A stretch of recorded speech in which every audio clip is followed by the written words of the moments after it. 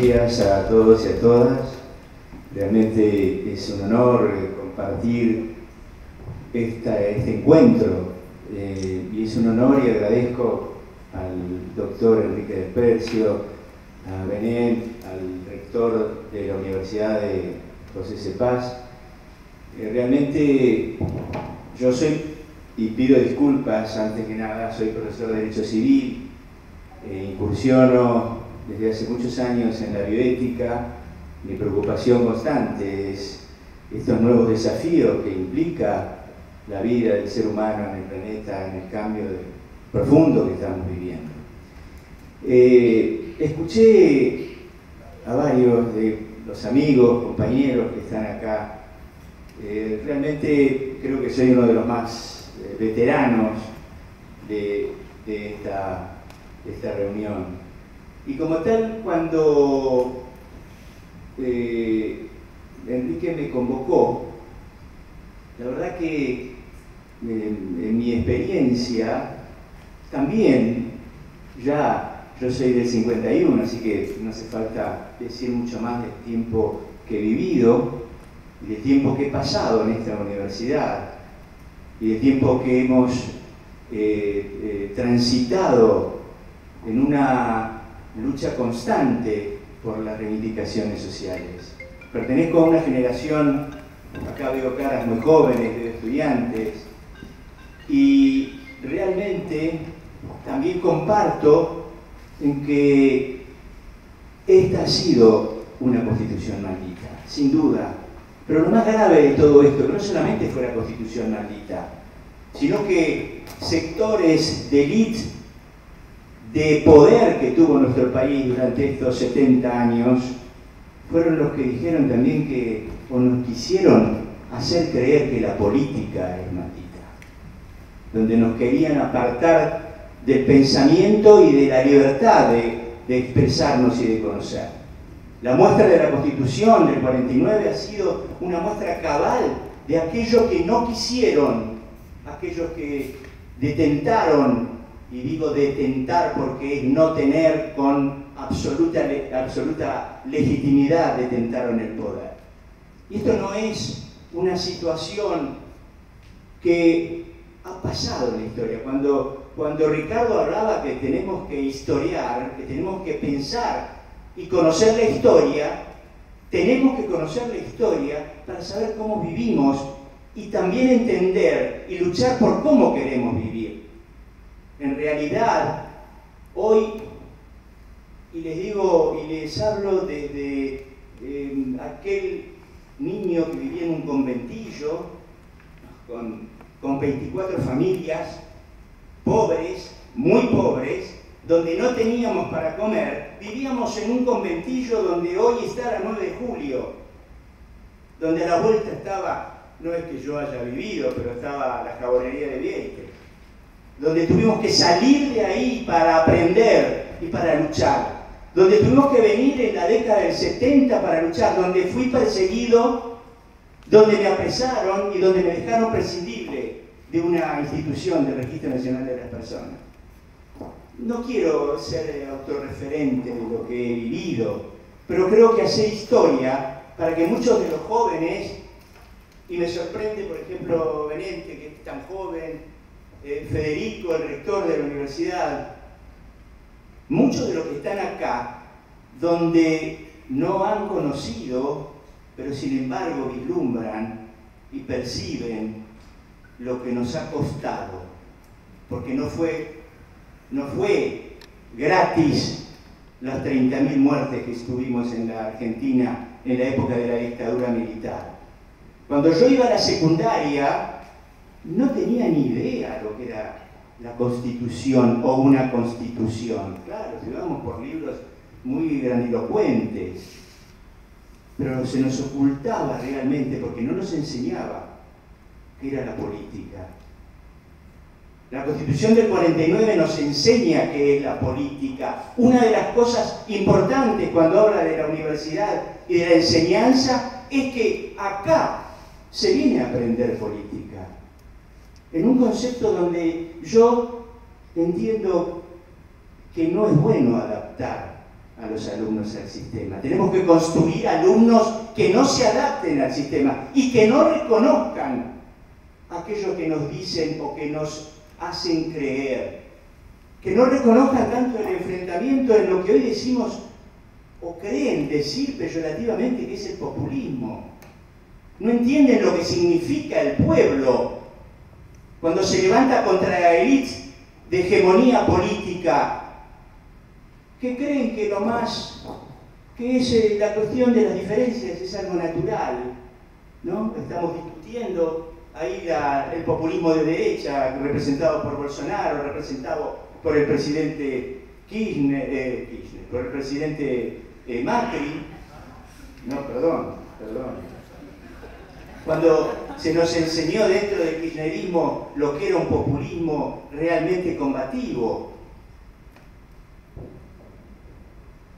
¿Qué puedo decir de la Constitución del 49? La Constitución del 49 ya lo dijo Federico.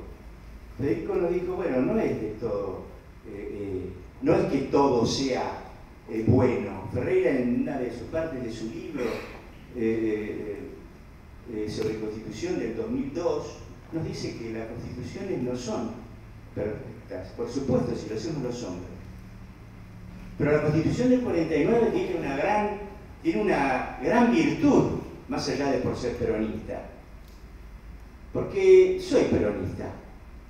Lo digo, miren, los profesores, y hago un poco de historia, los profesores de esta universidad, yo comencé esta universidad como profesor después de cuando me recibí en el 76, con 24 años. En realidad me dieron el título después. Yo comencé a trabajar en la universidad en la época de la dictadura. Después seguí en la época de Alfonsín y estoy hasta acá, llegamos hasta Macri. Hasta hoy nos cuesta decir lo que somos, lamentablemente. Hasta hoy, cuando uno dice y habla del populismo o dice que es el populismo, hay chicos que nos miran mal. Y cuando uno dice que es peronista, ¿pero de qué? Peor. ¿Pero de qué lado estás? ¿Sos populista? Está mal. Hoy tenemos que ser liberales, neoliberales. Nuestro país fue construido a través de una constitución liberal conservadora. Ni las reformas del 60, que recién con Beto Pizano hablábamos, ni las del 66, ni las del 98, modificaron un esquema. Claro que existieron muchos intentos en las provincias de establecer, y avisarme el tiempo, porque claro que hubo muchos intentos por imponer los derechos sociales, los derechos de segunda generación. Claro que existieron, pero lo único que sirvió fue aquel que se luchó. Cuando en el año 48 Cook presenta el proyecto, y quería repetir las palabras de Cook, las traje acá. Era un joven abogado que muchos de los que están acá quizás no conocen. Era un joven abogado de 29 años. Dice: las enormes concentraciones financieras, resultado fatal de la lucha por la materia prima y los mercados. Van a escuchar algo que se sigue escuchando, porque durante estos 70 años no cambió nada, vivimos en situación de emergencia. La niñez sigue muriéndose. A los 10 años incursionan en la droga. Hay excluido ya esta lucha de clases. Cuando discutíamos el pueblo unido jamás será vencido, esta lucha de clases ya no existe. Nos han cooptado. Y en la universidad también se ha cooptado, porque no podemos hablar, les digo de verdad. Y dice Q, crearon condiciones en que no pudo cumplirse con ninguno de los supuestos en que se basaba la doctrina económica liberal, absolutamente vigente. Ante el creciente poder de las grandes organizaciones capitalistas de proyecciones mundiales, la libertad se transformó en un mito, no ya económico, sino político. Frente a este estado de cosas, se hace entonces necesaria la intervención del Estado en la vida económica de las naciones, tanto para impedir la explotación de los débiles como para facilitar el desarrollo orgánico, el equilibrio de las fuerzas económicas. Y hoy seguimos discutiendo. Se nos está diciendo, Broda creo que ayer dijo, hay que modificar el régimen previsional. La Constitución del 49, en estos 3, 4 artículos, 37, 38, 39 y 40, quizás el 49 que habla de las modificaciones económicas donde el Estado se hace cargo de resolver, no en un esquema de igualdad, sino en un esquema de equidad, que es diferente la igualdad a la equidad. La equidad es cuando a cada uno tenemos derechos y obligaciones que nos corresponden. Porque alguien que nos dice si los impuestos hoy en la Argentina tienen equidad, y la transformación de la Constitución del 49, fundamentalmente el criterio era este, el criterio de la equidad. Y aparte de los derechos de los trabajadores que se imponen en la Constitución del 49, como consecuencia de lo que ya se ha dicho, consecuencia de la explotación que surge a partir de la Revolución Industrial, en ese periodo entre 1750 y 1840 o más o menos, tampoco es tan preciso, varios, luego de varios años, fueron la lucha para establecer los derechos sociales, en este concepto de país donde se respete una justicia social. Yo les puedo simplemente enumerar, porque realmente hacer un análisis de todo el contenido de estos 4 artículos, el 37, el 38 y el 40, realmente no nos alcanza el tiempo para charlar. Lo único que puedo enunciar, que se instalaron en la Constitución del 49 los derechos de los trabajadores, en un decálogo muy interesante: el derecho a trabajar, el derecho a una retribución justa, el derecho a las condiciones dignas de trabajo, el derecho a la preservación de la salud del trabajador, el derecho al bienestar, el derecho a la protección de la familia, el derecho al mejoramiento de la economía. También hablaba del derecho de la familia como núcleo primario y fundamental de la sociedad. Claro, es una constitución realmente imbuida también por la doctrina social de la Iglesia en ese momento.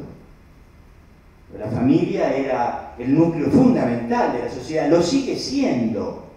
Quizás tenemos que replantear el concepto, pero tenemos que debatirlo también. Si hay una, varias, muchas familias, o hay formas de convivencia diferentes que deben ser respetadas y deben ser protegidas. El Estado protege el matrimonio, garantiza la igualdad jurídica de los cónyuges, y la patria potestad. Fue la primera constitución donde habla de la igualdad en el ejercicio de la patria potestad, que recién se materializa en el año 1985 con la 23.064. Es la constitución que iguala a los hijos, suprime esa categorización en los niños, inclusive modifica de alguna manera lo que era la situación irregular del menor a principios de la década del siglo XX, donde el menor abandonado era el menor delincuente, y se crea lo que es la ley Agote de 1919, donde los jueces penales se hacen cargo, pensando que el chico de una realidad social donde el inmigrante venía a vivir unos meses acá, tenía relación con una criolla y tenía un hijo. Claro, el ejercicio, este modelo patriarcal que debemos desterrar de alguna manera, pero no desterrar como una lucha entre hombres y mujeres. Y lo repito, porque Rita Segato dice que en realidad en el feminismo no existe una lucha entre hombres y mujeres, sino lo que hay que luchar es contra el patriarcado. Porque muchas mujeres también respetan el patriarcado o fomentan el patriarcado. el derecho el derecho a la atención, a la asistencia de la madre, del niño, y dice gozarán de especial privilegio, de la vivienda, el derecho a alimentación, del vestido, el derecho de la ancianidad. Como les decía recién, se está discutiendo sobre el modelo previsional que necesita un país neoliberal como el nuestro, donde creen que el salario es un gasto y que debemos bajar los costos. ¿Qué les puedo decir? ¿Qué les puedo contar de la Constitución del 49? Claro que no es perfecta, no ha sido perfecta, pero creo que el concepto primario de la necesidad y de alguna manera rescatar a los excluidos sigue vigente. Y creo que ámbitos como la Universidad de José C. Paz, como nuestra facultad, esta facultad de Derecho, tenemos que de alguna manera transformar la maldad, porque es verdad que es una constitución, como dice el título, maldita. Una constitución maldita porque aún los especialistas en derecho constitucional no se atreven a hablar. Yo, por supuesto, cuando di constitucional no tenía ni idea, como dijo Pedro Enrique, había pequeñas frases que nos decían que la Argentina, en la época del dictador, se sancionó una constitución enmarcado dentro del constitucionalismo social, pero la que hablaban del constitucionalismo social era de la reforma del 57, cuando realmente la dictadura de Aramburu, el 27 de abril de 1956, se la deroga por un decreto. Y seguimos en estado de emergencia. Y queremos que en nuestra facultad, en estas discusiones, nuestros alumnos, nuestros estudiantes y estudiantas, no se adapten al sistema, que podamos vivir en libertad y que de alguna manera, de una vez por todas, podamos construir un país donde podamos vivir en paz, donde nos enorgullezca pertenecer. Muchas gracias. Muchas de las cosas que me hubiese gustado decir sobre la cuestión de los derechos civiles en la Constitución del 49 no las puedo decir por el tiempo, pero agradezco nuevamente esta posibilidad de referenciar algunas de las cuestiones que a mí me han sucedido y que creo que los alumnos tienen que conocer, y creo que tienen que conocer cuál es la ideología que se pretende imponer en nuestro país. Y si no reaccionamos, seguramente seguiremos con este estado de emergencia, con las angustias que hoy aquellos que no nos gusta lo que vivimos y lo que vemos no nos deja dormir tranquilos. Les agradezco a todos.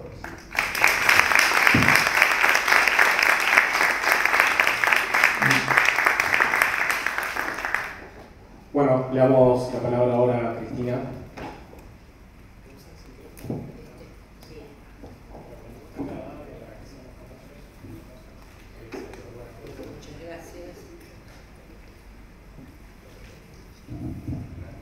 Muchas gracias por haberme convocado, a mí que vengo de otro palo, ¿no? Porque no soy abogada y me siento un poco responsable, vengo de la filosofía y me encuentro un poco responsable de hablar de algo que acá hay muchísimos que conocen más que yo. Pero bueno, confieso que la he leído más de una vez, y cuando pensé justamente esta historia de que iba a ser, por lo menos en el panel donde estaba la única que no venía del derecho, pensé cómo podía llegar también a marcar la diferencia.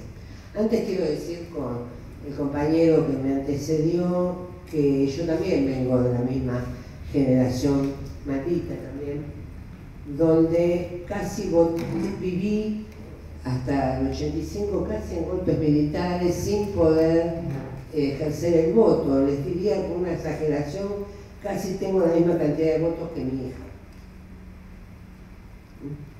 Esa es la Argentina también que normalmente se oculta. Bueno, yo me quiero referir y voy a leer algunas cosas porque tengo citas, que el 11 de enero del 49 en la residencia presidencial de Olivos, Perón expuso a los convencionales del partido el significado de las reformas propuestas, ¿no? Y expresó que la antigua fórmula igualdad, libertad y fraternidad tenía que ser cambiada por la de libertad, justicia y solidaridad.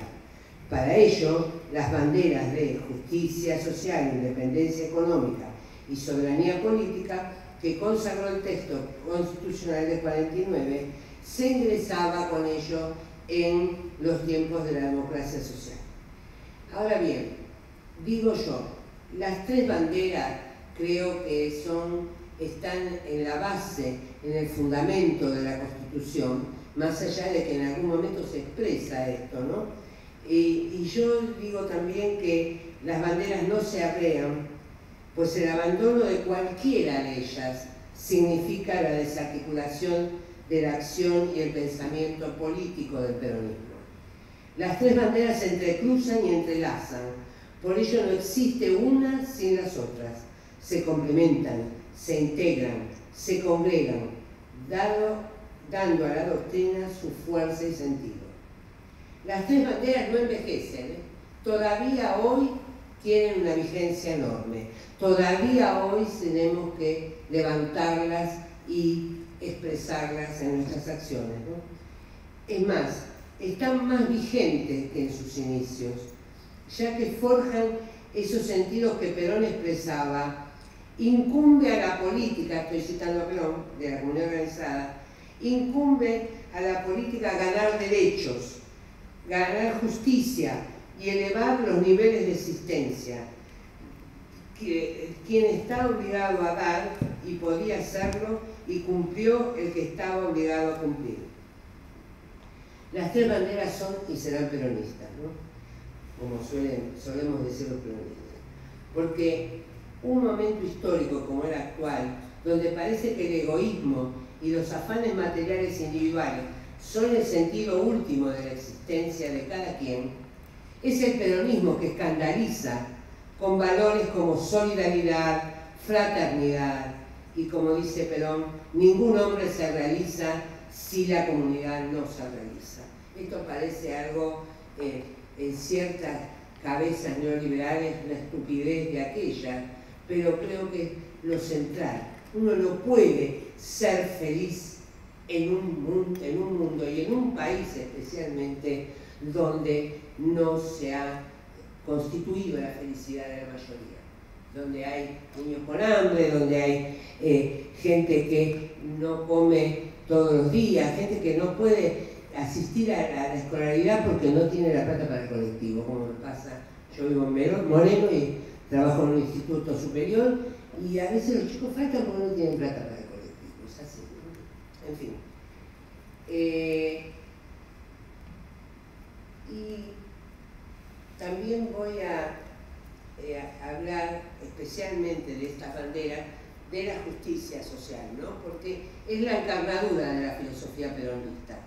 Aunque las tres banderas, ya hemos expresado, se entrecruzan, se entrelazan y que no pueden existir unas sin otras, la justicia social tiene que ver con el valor más alto desde la esfera rectora, y estoy citando a Perón acá en la comunidad organizada, es considerar la posibilidad de proveer a los pueblos de buenas condiciones materiales de vida. El problema deja de ser abstracto para convertirse en una necesidad apremiante. El hombre que ha de ser dignificado y puesto en camino de obtener su bienestar debe ser ante todo calificado y reconocido en sus esencias. La justicia social no desea solamente una equitativa distribución de valores materiales, sino también una correspondiente y justa distribución de bienes espirituales y morales. Esto Perón lo exalta muchísimo en la comunidad organizada, cuando él dice que el hombre tiene un sentido horizontal, que es el ser solidario junto con los otros y trabajar justamente por una felicidad del pueblo, sino también que hay un sentido vertical humano que va hacia la trascendencia. Que la trascendencia puede ser o no religiosa. La trascendencia, que significa tener un fin que nos supera, que en este caso Perón lo dice muchas veces, siguiendo con tradición filosófica de Aristóteles y de Tomás, el bien común, ¿no? Y en un momento, en la Hora de los Pueblos, voy a saltear para ser más rápida, en un momento en la Hora de los Pueblos, Perón dice que en esta tierra los únicos privilegiados son los niños, porque los únicos son los únicos que nunca pueden utilizar ese privilegio como instrumento de explotación o de opresión. Y acá me voy a referir a esto, ¿no? A los únicos privilegiados son los niños. Yo pienso que en la época de primer y segundo gobierno de Perón hubo un quiebre en la manera, en la facultad de entender a los niños pobres. Porque hasta ese momento los niños pobres eran parte del sistema económico de la familia. Ella también. Donde podemos escuchar, o hemos escuchado, muchísimos testimonios de gente que decía: yo a los 9 años estaba acomodando con unas monedas las latas en el almacén, o yo fui a trabajar muy chiquita en casa de familia. Y sí, los chicos no iban a la escuela, en muchos casos los migrantes o los no migrantes, también hijos de migrantes o otros, pero eran pobres, los que los juntaban eran pobres, iban a lo mejor hasta tercer, cuarto grado a la escuela primaria, y de ahí al trabajo. Esos chicos que no tuvieron juguetes, no tuvieron formas de recreación, porque justamente dejar la escuela era ir a colaborar con la casa. Las mujeres era, bueno, cuidar a sus hermanos, entrenarse un poco en las tareas domésticas y luego pasar a ser empleada en alguna vecina con dinero del barrio, etc., ¿no? Yo tengo en mi familia empleada una familia de migrantes que eran muchas mujeres, y a todas las sacaron muy tempranamente de la escuela, cuando ya sabían leer y escribir y punto, para ponerlas a coser en la casa. Y hasta grandes se jubilaron siendo costureras de camisa. Pero esas chicas empezaron a los 9, 10 años. Esto empezó a quebrarse, no digo que a terminarse, pero sí a quebrarse en el primer y segundo gobierno, con la tarea de Evita tan discutida, que regalaba cosas, le dio un lugar de niño al niño. El niño en la época de Perón y Evita jugaban, tenían centros de recreación, los clubes, los torneos, los juguetes también, ¿por qué no? No es insultante que un niño pobre que no tenía juguete, darle el mejor juguete, como decía Evita, para mis grasitas lo mejor.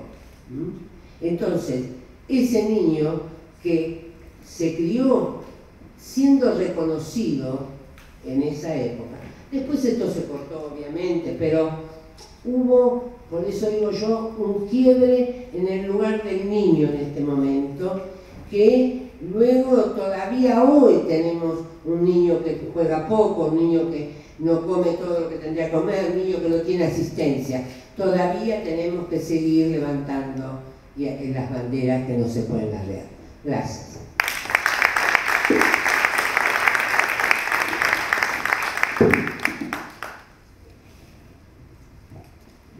Buen día a los alumnos, a los profesores, al público en general. Mi enfoque va a ser un poco diferente. Yo vengo de la historia del derecho. Este es un año de conmemoraciones. Estamos con los 70 años de la Constitución peronista o justicialista. Estamos con el centenario de la Constitución de Weimar. Estamos con el bicentenario de la primera Constitución de 1819 monárquica, que nuestra facultad ha hecho una muestra acá. Pero nos olvidamos del bicentenario de la primera Constitución provincial y federal, que fue el Estatuto Provisorio de Santa Fe de 1819, hecho por un caudillo que fue Estanislao López, caudillo federal. Y ya los otros expositores, bueno, mientras se iban hablando, uno iba pensando, ¿no? Y elaborando criterios, estos sectores postergados de la política, de la participación. Esto ya empieza mucho antes, en 1810. Esta Constitución de Santa Fe de 1819 tiene algo muy particular. Todos los santafesinos son todos ciudadanos americanos. El texto es así, tal cual. Y cada uno va a elegir a su caudillo. Cada uno va a elegir a su caudillo. Estamos ante lo que decía Alberdi y los románticos del 37, la democracia gaucha, la democracia bárbara. Van a ser los mismos sectores postergados hasta 1945.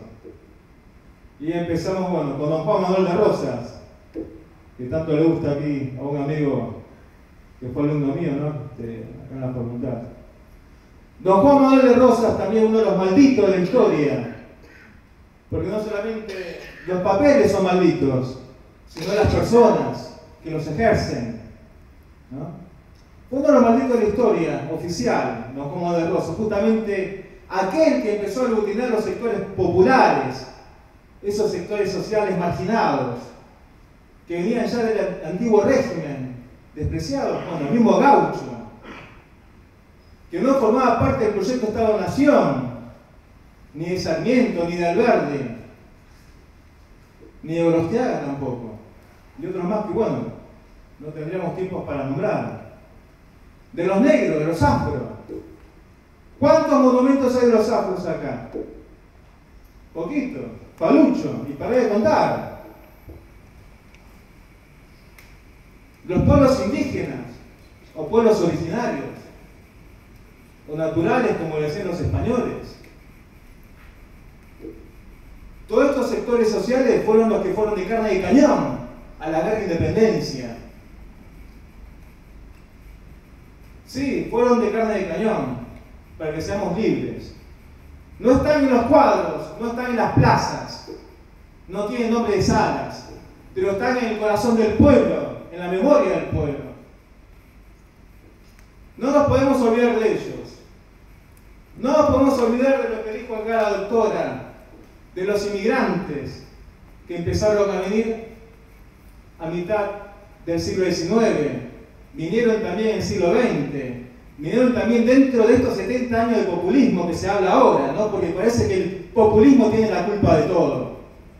Pero, estimados amigos, yo no estoy de acuerdo con el nombre del libro tampoco, no quiero polemizar.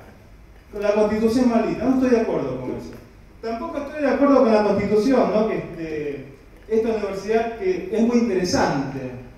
Yo la otra vez fui por una cadena de libros, una librería muy conocida, no quiero decir el nombre, ¿no? Porque no me han pagado para hacer la propaganda, ¿no? O el chivo, como dice. Pero me sorprendí de esta universidad por un libro, era el único que quedaba, y que es complemento de lectura obligatoria para esto, y que es los planes quinquenales del peronismo, que es la praxis, especialmente el segundo plan de lo que fue la Constitución de 1949. Y también, bueno, como decían los expositores hace un ratito, la jurisprudencia. Duró 7 años esa Constitución. Y esa Constitución, de mucha importancia, no solamente académica, sino para nuestra memoria, para nuestro intelecto, para nuestro corazón. Esto es muy interesante, muy interesante. La mujer postergada, como bien dijeron recién. Sí, por supuesto, San Juan fue precursor en el voto de la mujer. Pero es una provincia nada más. ¿Y qué pasaba con las otras provincias? Por eso, insisto, esto viene de 1810.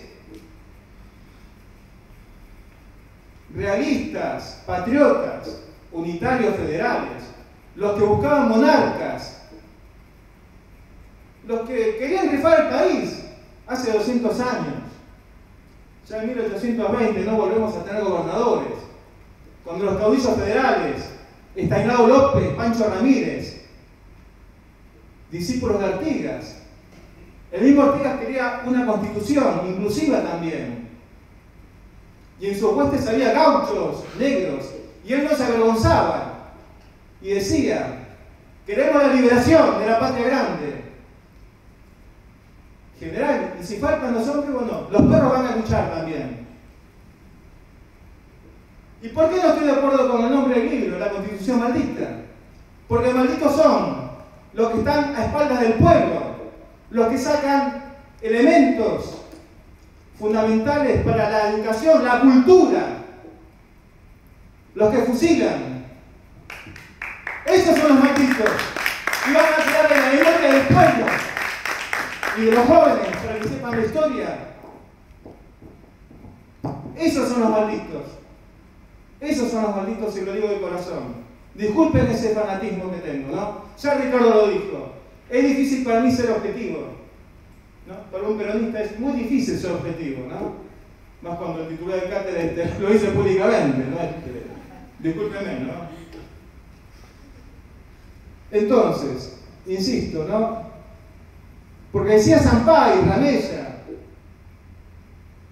William Cook, Federico Ibarguren, Carlos Ibarguren, que le presenta al general Perón un proyecto de reforma constitucional en 1948. Muchos intelectuales, que la doctora Estefanía Cuello ha estudiado en las encuestas, que han sido profesores en la década del 40 y que después tuvieron que sufrir cárcel, exilio, proscripción. Nosotros hemos traído hace unos años al doctor Jorge Cholvis, que ingresó en 1973 como profesor con el doctor Arturo Sampay. No pudo terminar la tesis de doctorado, fue perseguido, humillado. Este hombre se emocionó cuando volvió otra vez acá a hablar, después de tantos años. Gente que se los humilló, se les hizo terrible la vida. Vaya un reconocimiento para ellos también, porque sin la lucha de nuestros mayores, nosotros no podemos estar acá. Y ustedes, los más jóvenes, nos van a continuar, que es lo principal, y lo que yo celebro, ¿no? Que gente joven, acá como los compañeros, gracias a Enrique también, vos sos joven también, ¿no? No, que tampoco. Un poco más de tiempo que vos, que sois joven. Pero... No, por supuesto. Entonces, es muy importante, ¿no? ¿Por qué? Recién hablaban los derechos sociales del trabajador. En 1904, Julio Argentino Roca, en su segunda presidencia, convocaba a Joaquín de González, algunos socialistas como Palacios, Ugarte, Vialet Macé. Vialet Macé se tuvo que ir por todo el país, de la Patagonia hasta los yerbatales, los ingenios azucareros.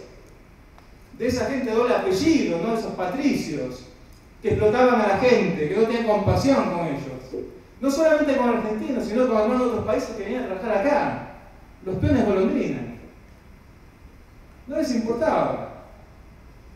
No fue ni tratado ese proyecto de código laboral, 1904, fue cajoneado, humildemente, ¿no? Yo tengo 2 trabajos sobre el código laboral de 1904. Fue otra de las frustraciones, pero el mismo Alberti lo decía, el Alberti de la década del 60, del 70, que se opone a la guerra en Paraguay contra sus hermanos paraguayos, va a decir, el despotismo turco, de Mitre, de Sarmiento, fusila, degüella caudillos, que lucharon en la independencia, como el Chacho Peñalosa, que no tenemos que olvidar, no tenemos que olvidar. Don Juan Manuel de Rosas no tiene calle. Francia recuerda a todos, Inglaterra recuerda a todos, los yanquis recuerdan a todos, no importa su ideología política, su corazón. Don Juan Manuel de Rosas en el 2004 iba a tener una calle acá en la Avenida Sarmiento. Eran 3 cuadras nada más. ¿A quién iba a molestar? ¿A los gorilas del zoológico? ¿A los animales zoológicos? ¿A quién? Sin embargo, se cajoneó eso también. Cajoneamos la memoria nuestra, nuestra historia. Que es lo que decía Ricardo, los compañeros acá presentes también. Entonces, bueno, ya quiero terminar, compañeros, ¿no? Ya había proyecto de reformar la Constitución con Leandro Alem, otro caudillo que eligió al pueblo. Ya había también una propuesta del diputado Melo en 1919, viendo justamente las actas de sesiones de la Cámara de Diputados. En 1919 también don Hipólito Yrigoyen planeaba reformar la Constitución. Sin embargo, ¿qué pasaba? Es lo que dice Sampaio, Ramella, González Arzac. Y la mayoría no era radical, ¿no? Radical irigoyenista, radicalismo revolucionario. Eran conservadores. Por eso se ha criticado a don Hipólito Yrigoyen, que intervino a muchas provincias, donde estaba el fraude, la corrupción electoral, donde muchas veces los jueces hacían la vista gorda. Y otra cosa más también, y con esto ya termino. Había mencionado al principio, ¿no?, que el golpe cívico-militar de 1955 derogó por un bando esta constitución. Se convocó una convención constituyente, muy bien, lo habían dicho hace un ratito, ¿no?, en 1957, donde se reunieron los diputados, pero faltaban también otros sectores representativos que estaban en la cárcel o eran fusilados en basurales. Porque el simbolismo de estos perversos no los fusilaron por casualidad un basural, lo hicieron a propósito, pero la basura eran ellos eran la basura. Así que muchísimas gracias, muy amables.